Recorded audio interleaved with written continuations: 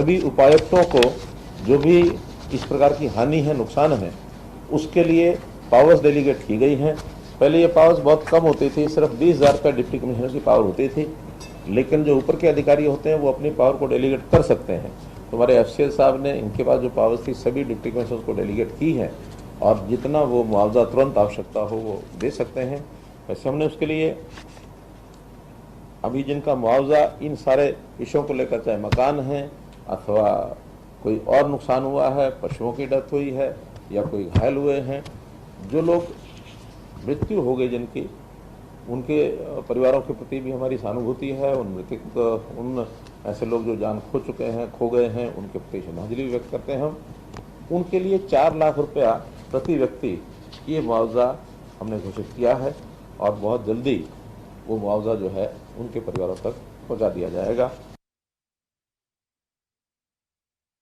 क्षति का अनुमान है, अभी तक आंकड़े निरंतर जुटाए जा रहे हैं, फिर भी मोटे रूप से 35 लोगों की अभी जानकारी, जो पुख्ता जानकारी मिली है कि जिनकी मृत्यु हो गई, जो इस स्थिति में अपनी जान गंवा बैठे।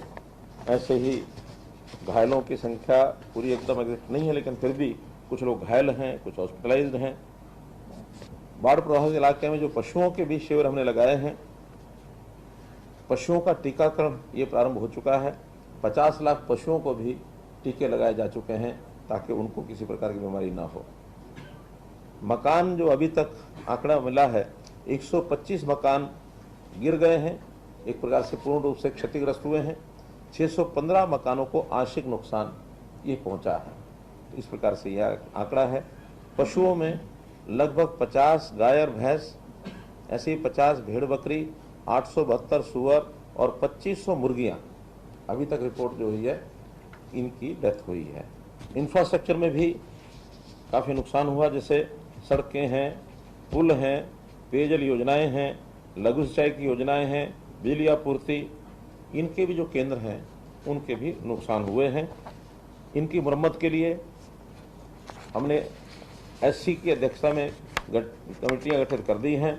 सड़कों की मरम्मत के लिए वो अपने लेवल पर 10 लाख से 1 करोड़ रुपए तक का कोई भी काम है उसको करा सकेंगे और 1 करोड़ से ऊपर के सब काम इंजीनियरिंग वर्क्स पोर्टल जो बनाया गया है उसके ऊपर लोड करेंगे और वहाँ भी स्पेशल एक टेंडर निकाल करके 7 दिन के अंदर अंदर ऐसे सब कामों को कराने का प्रयत्न किया जाएगा।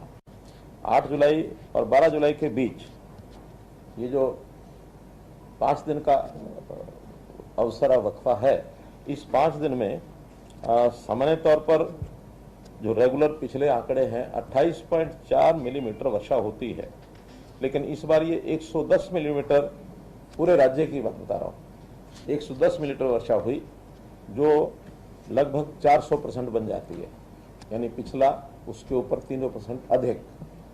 और अगर इन 4 जिलों के विशेष तौर पर अगर मैं बात करता हूँ, यमुनानगर, कुरुक्षेत्र, पंचकुला और अंबाला, यमुनानगर में 32.8 mm होती है, 122 mm हुई। कुरुक्षेत्र में 32.9 mm होती है, 300.8 mm हुई, अर्थात 9 गुना। पंचकुला में 53 mm होती है, 422.8 mm हुई। अंबाला में 58.5 mm होती है, 359 mm हुई।